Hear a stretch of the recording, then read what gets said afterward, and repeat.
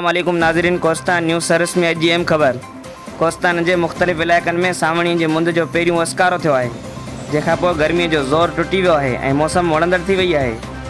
कोहिस्तान जे बाल, सरी, मोल, जंगड़ी, नूरियाबाद, थाणो अरब खान समेत चोड़लक, सुरजाणो जबल, लोयाच, थाणो अहमद खान ऐं ॿियनि जबलनि तां नयूं ऐं डोरा वही रहिया आहिनि, जंहिं सबबि रहवासियुनि जा चेहरा ख़ुशीअ मां बहकी पिया आहिनि।